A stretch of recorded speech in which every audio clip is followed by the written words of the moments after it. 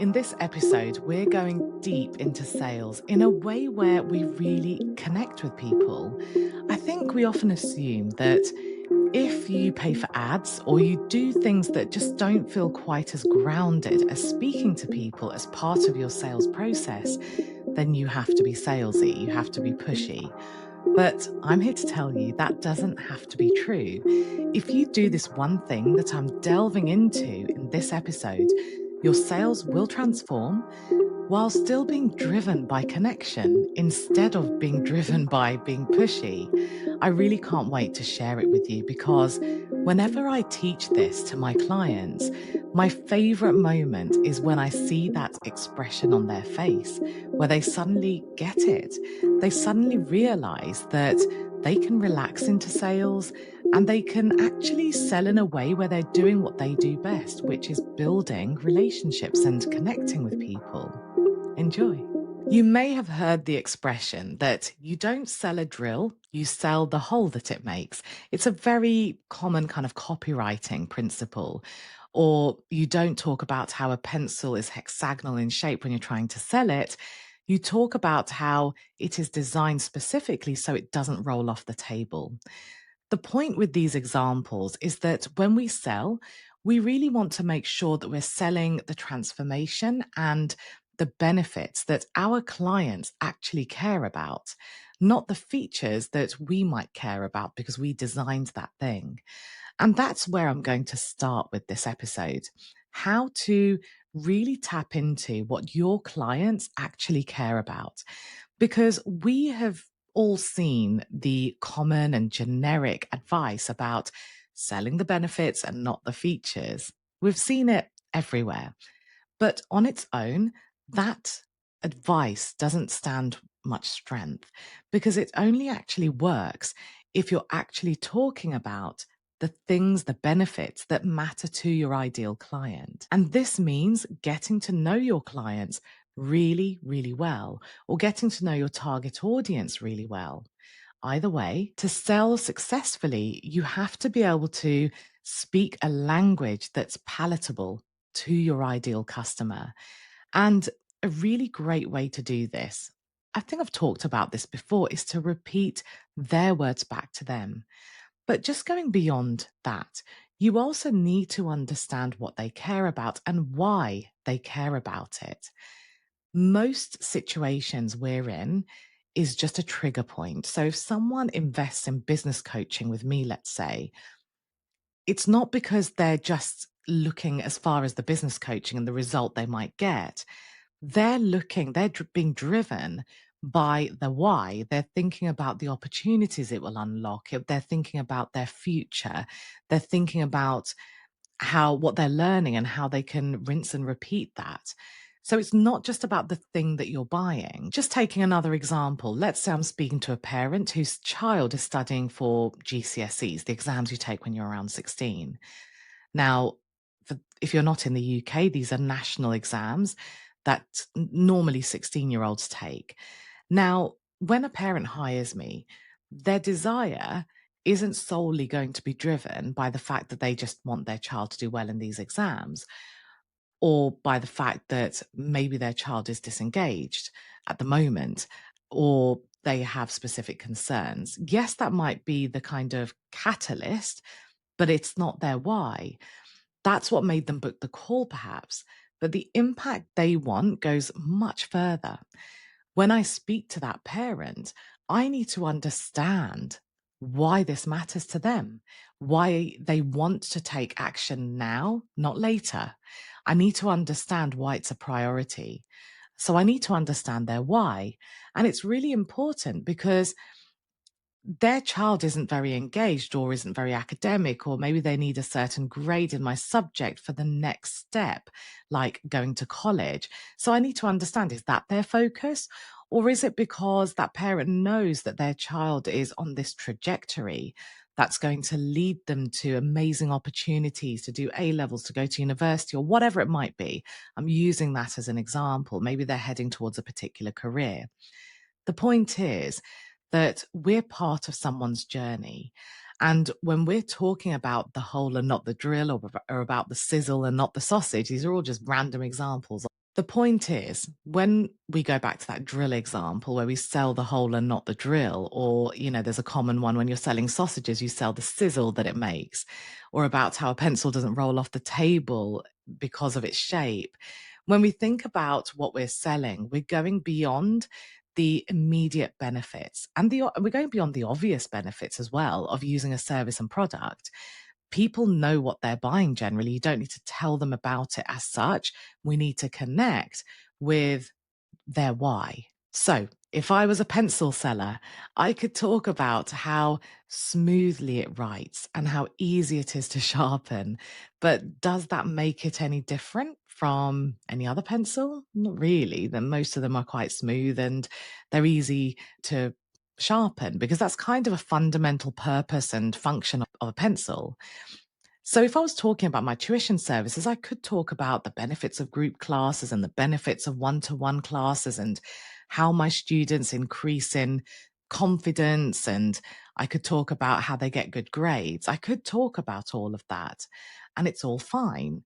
And all of that might also be true. And it might be something that people care a little bit about, but it's very surface level. What they really care about, what they care more about, is how it's going to impact their child on the journey that they're on. They want to know how I can help that child on their journey. And so that's what I need to tap into. That's what I need to connect with. Whether I'm having a conversation, whether I'm providing a testimonial, whether I'm writing a social media post, whatever my form of communication and messaging is, it does become a lot more powerful.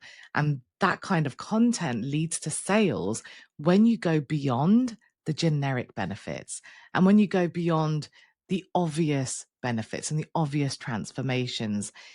It's when you tell stories about journeys, because that's what's going to connect, that's what's going to resonate with someone reading it. So, when you're selling what you offer, think about how you can blend stories that your clients really care about into your content, into your website, into your sales calls. And they have to be things that are meaningful to your clients. So, yes, people do need to know features. They need to know what time my lessons are. They need to know the price. They need to know that stuff because it forms part of their decision, but that comes later. It comes much later because first we need to connect. In order to get them to the point where that part feels like a real investment, we have to tap into the journey that they're on and the transformation that they specifically need. To do that, we definitely need to understand their why. Now, when you do this, when you wrap this into your sales, it creates real connection with people, even if you've never met them. And it's also something that you should be bringing into your sales call. I'm going to call them sales calls. They could be called consultations, discovery calls, whatever. And of course, it's only relevant if you have them. But when you're having these conversations, you need to understand the purpose. It's not necessarily to sell, it's to get people ready to buy. So, a really crucial part of that process is to understand what's driving them. It's not just to understand what grade their child's on or what they're struggling with. That's important. We want to know where people are right now and where they want to be. And we want to know whether they can make that Wednesday lesson at 4 p.m. But to get to that point, to make sure that you're making that sale in a way that feels good, that feels connected, in a way that feels aligned, and in a way that really accurately conveys how much you care, you want to make sure that you're also finding out their why. Why does this matter to them? What hopes and dreams do they have? How are you going to facilitate some of that? Now, another thing that I want to share that has really transformed sales for my clients is to remove plan Bs. Here's what I mean. Let's say you offer a couple of payment options. So let's say there's one payment option, which is full payment, and the other one is where they get to spread that cost. Maybe they get to pay in installments. Now, your preference is probably that that person makes full payment because you're taking less liability, there are less risks than there could be with things like installments. You don't have the admin headache and so on.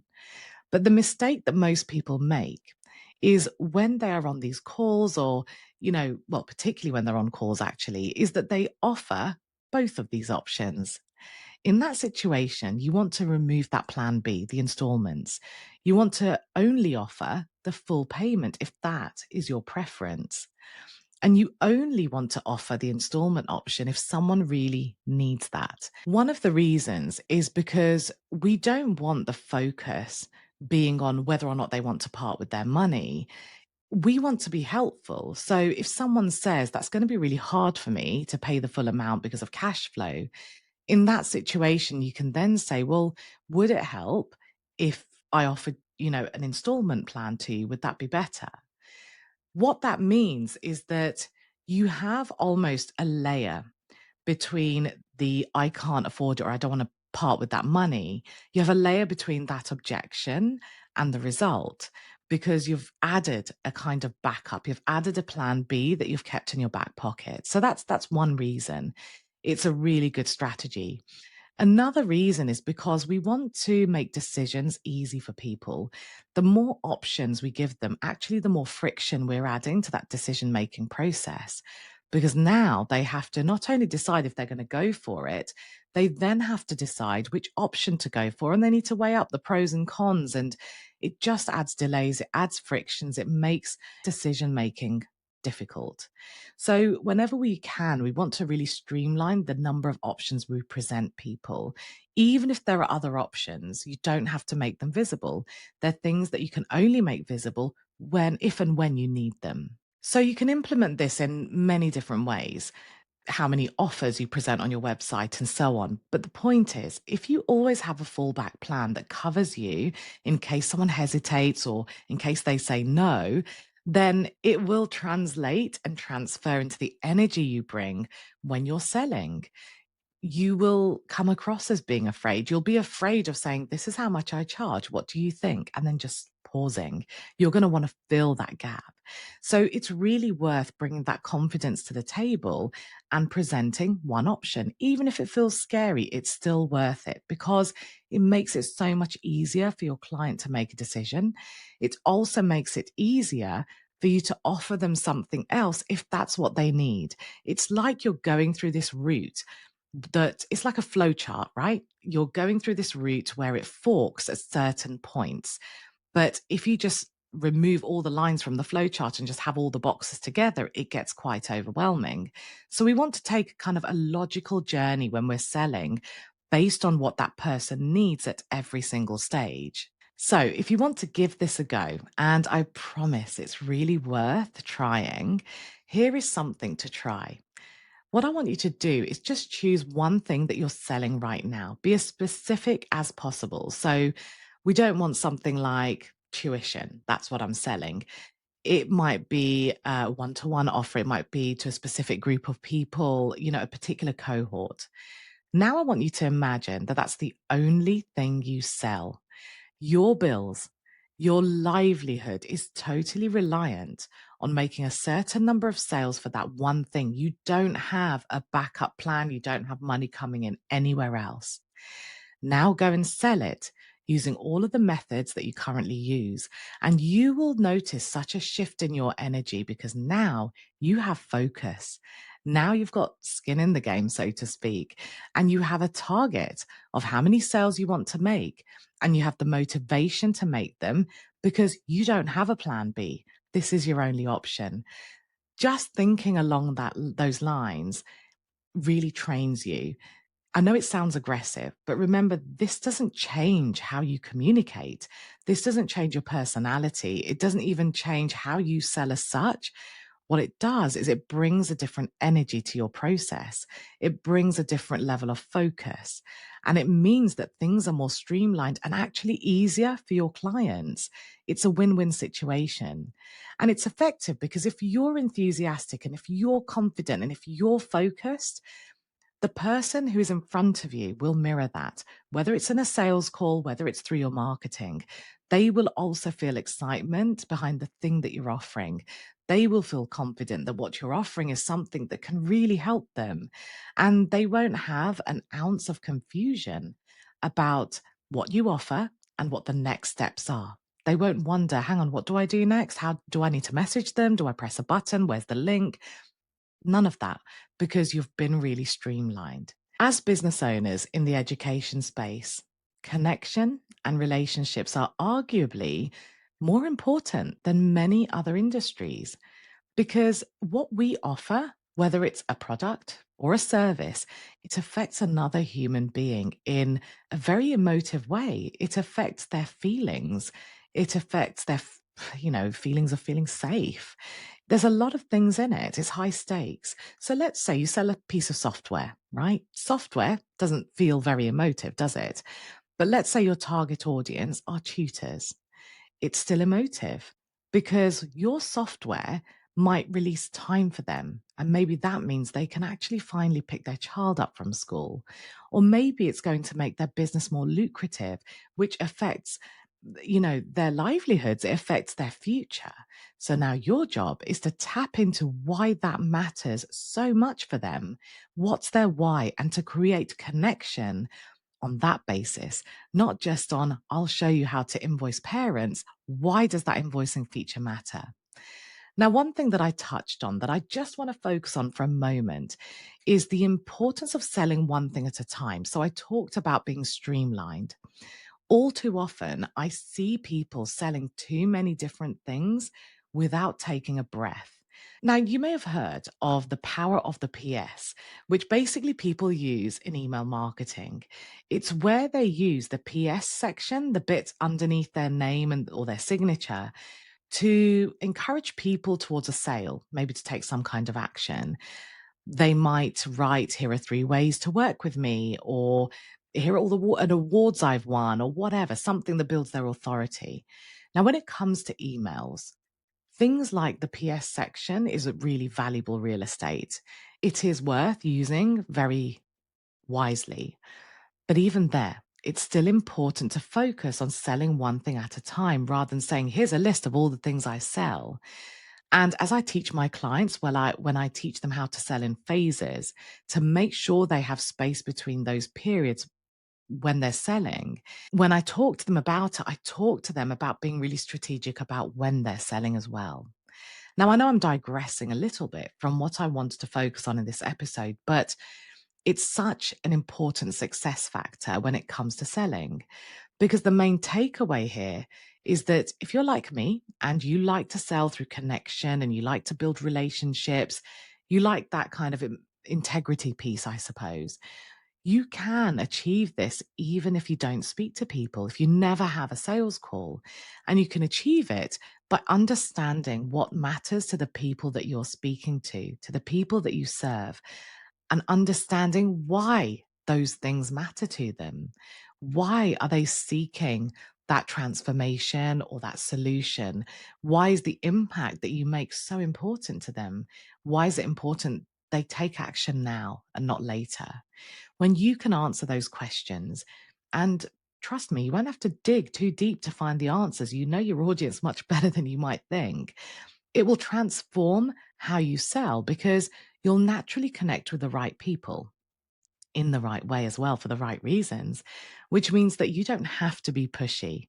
Instead, your content, your marketing, your positioning, being a problem solver, all of those things can work together to do the hard work for you. You don't need to be pushy. You just need to be strategic in when you're selling and how you're selling. I like telling people to position themselves as a problem solver instead of a seller because it really focuses on what your role is. Your role is to solve problems, it's to help people get ready to buy. And they may need to go through several steps to be ready to buy. So you're solving those problems. And when you've gone through this process, when you're focusing on one thing, when you're understanding your audience, you'll be very clear on what problem they have and why it's important to them and how they want the solution to present itself, which means being a problem solver isn't difficult. Talking about what you offer in a way that's really tailored to them won't be difficult. So I've covered quite a lot. And normally at this stage, I say to you, choose one thing that you're going to implement. But today, I'm going to say something different. I hope you'll implement everything I've talked about in this episode because they are very small tweaks, but they have a lot of power, because what you're doing here is you're refining how you sell, you're refining how you connect with people, and you're not blending into the crowd. You're standing out for the right reasons. You're standing out because of the unique things that you offer and the people that you connect with, the problems that you solve. So I hope you've enjoyed this episode. I hope you found it useful. If you have a really quick moment, I do ask for this. If you don't mind subscribing to my YouTube channel, if you're watching there, or leaving a review, I'd be very grateful. I was looking at the numbers the other day, and it said that over 80% of people who are watching this on YouTube haven't subscribed. So I'd be really grateful if you hit the subscribe button. Have a great week, and you'll hear from me on Wednesday.